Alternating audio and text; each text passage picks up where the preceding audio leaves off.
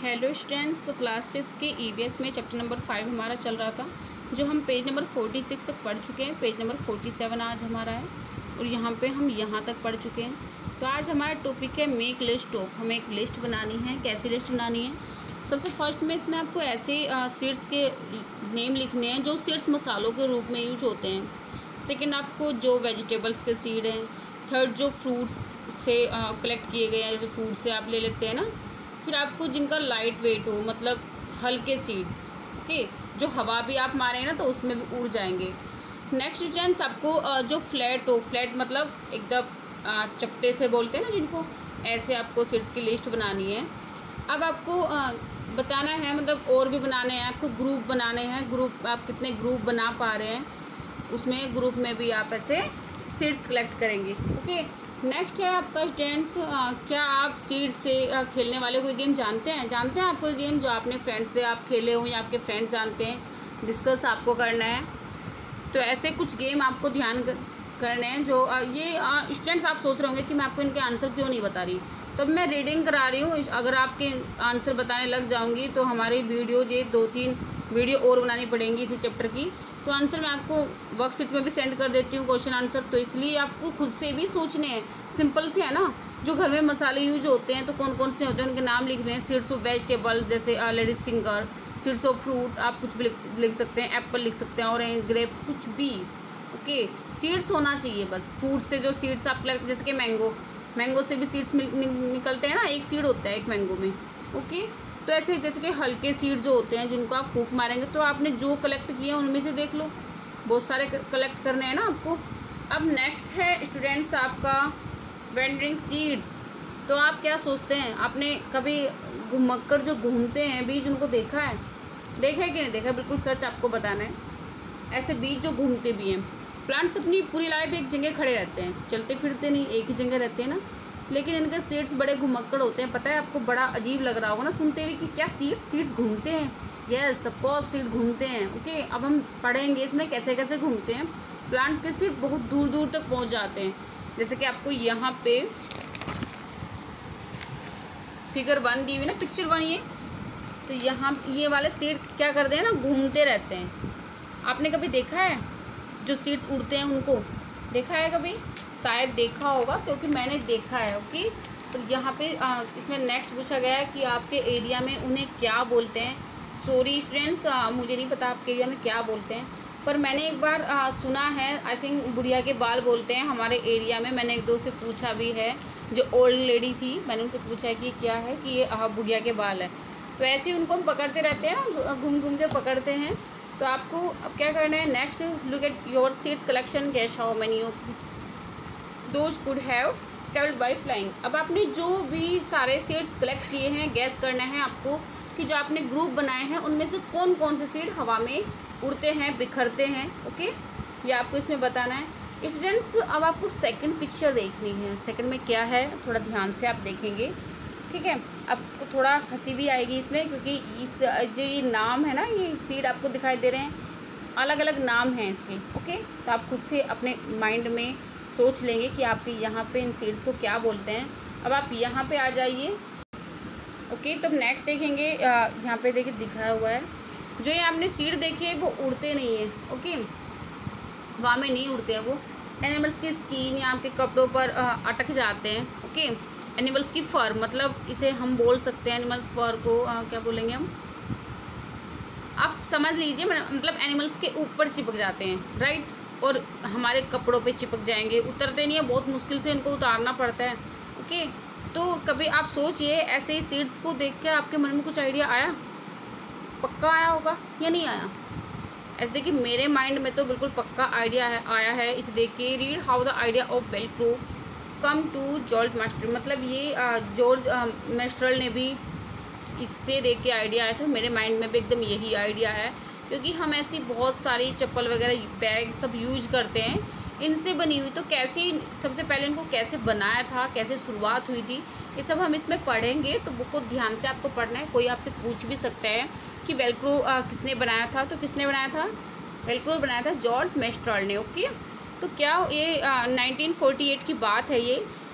तब क्या हुआ था कि जॉर्ज मेस्ट्रॉल घूमने गए हुए थे अपने कुत्ते के साथ में, और जब वो वहाँ से आए तो उन्होंने देखा कि उनके कपड़ों के ऊपर उनके कुछ जो उनका डॉग था उसके फर पे, मतलब उसकी स्किन पे एक टाइप से आप बोल सकते हैं, तो सब में ये बीज चिपके हुए थे। वो बड़ा अचंभा सा आया, क्या है मतलब ये कैसे चिपके हुए हैं।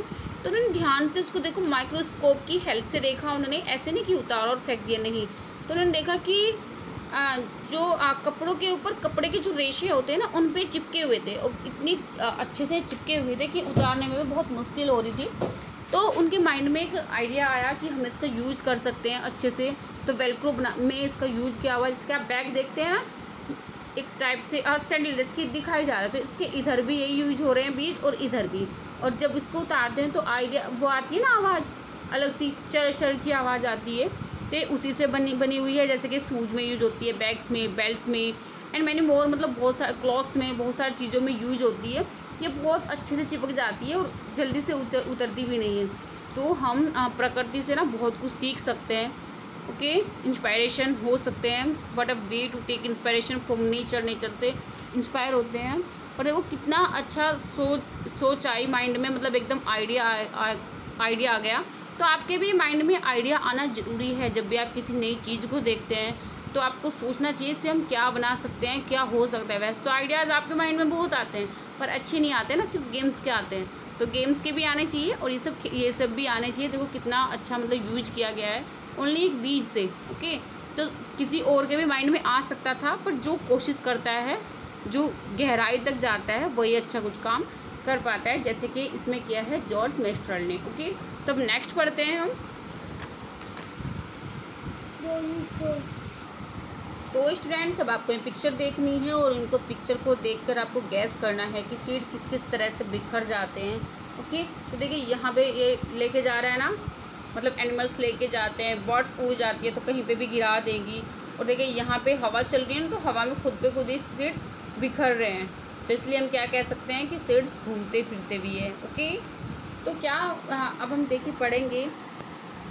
सम plants spread their seeds over long distance when the soybean, मतलब कुछ प्लांट्स अपने सीड्स को खुद ही बिखेर देते हैं। फॉर एग्जांपल सोयाबीन की फलियां जब पक जाती हैं तो सूख जाती है, और क्या होता है फिर चिटक कर बिखरने लगते हैं। उनके जो बीज होते हैं तो चिटक जाते हैं, तो बिखरने लगते हैं। अब स्टूडेंट्स, आपको सोचना है, अगर बीज बिखरते नहीं, एक ही जगह पर पड़े रहते तो क्या होता है। देखिए, अगर बीज बिखरते नहीं, एक ही जगह पड़े रहते, तो एक ही जगह पे प्लांट्स का झुंड बनता बस, और बाकी जगह सब ऐसी ही रहती। ठीक है, क्योंकि आप कहाँ कहाँ उगाएंगे बीज, कहाँ कहाँ पे प्लांट्स लगाएंगे, नहीं लगा सकते ना। बहुत सी जगह हम देखते हैं, हमने यहाँ पे कोई पेड़ ही नहीं उगाया, कैसे उग गया, क्योंकि सीड्स खुद से घूमते फिरते रहते हैं, हमारी वजह से भी जाते हैं। ओके, अब नेक्स्ट स्टूडेंट्स, हम make a list of the different way by which seed are spread. अब आपको क्या करना है, एक लिस्ट बनानी है। ओके, बीज किस किस टाइप के होते हैं इसमें आपको ये बताना है। ओके, अब नेक्स्ट स्टूडेंट्स, ये है हु कम फ्रॉम वेयर, कौन कहाँ से आए, ये इसमें है। तो क्या आपने हमें भी, इट मीन्स ह्यूमन बीइंग को भी इंक्लूड किया है इसमें, जो आप अभी इतनी देर से बात कर रहे थे। हम सीड्स बिखरते हैं तो कोई एनिमल्स बिखेरते हैं, एनिमल्स प्लांट्स खुद से बिखेर देते हैं, बर्ड, या फिर हवा के थ्रू बिखर जाते हैं। तो क्या आपने ह्यूमन बीइंग्स को भी इंक्लूड किया है? अगर नहीं किया है तो इट इज़ रॉन्ग, आपको ह्यूमन बीइंग को भी इसमें इंक्लूड करना है। क्यों करना है? क्योंकि देखिए, हम कहीं पे जा रहे हैं, हमें क्या चाहिए, मतलब एक प्लांट चाहिए। हम कहीं पे गए तो वहाँ पे हमें बहुत सुंदर कोई प्लांट दिखा, जैसे कि किसी फूल की हमें खुशबू बहुत अच्छी आई, किसी गार्डन में हम गए, बहुत अच्छा लगा, कोई सुंदर लगा, तो हम क्या करेंगे, जल्दी से उस प्लांट्स के बीज लेंगे और घर पे ले आएंगे और लगा देंगे। और कुछ टाइम बाद ऐसा होता है कि हम भूल भी जाते हैं कि हम कहीं से कोई बीज लेके आए थे, हमने उगाया था। हमें ऐसा लगने लगता है कि जैसे कि ये तो यहीं पे हैं, कभी हमने उगाए ही नहीं, इतने ज़्यादा वहाँ पे हो जाते हैं, तो इसलिए हम भूल जाते हैं। तो ह्यूमन बीइंग को भी इसमें इंक्लूड करना है, क्योंकि ह्यूमन बीइंग तो सबसे ज़्यादा ही प्लांट के बीज बिखेरने में सबसे शुरुआत की है ह्यूमन बीइंग ने। जैसे कि कहीं पे कोई भी प्लांट उगाना है तो बीज लेके आएंगे या खरीदेंगे मार्केट से, कैसे भी करके। अब आपको एक बात बहुत अजीब सी लगेगी इसमें, जैसे कि आप देख रहे हैं, क्या ये मिर्च है ना, राइट। तो क्या है ये, आपको पता है ये हमारे देश में कभी होती ही नहीं थी। पता है कौन लाया था इसको? मिर्च हमारे यहाँ कहाँ से आई?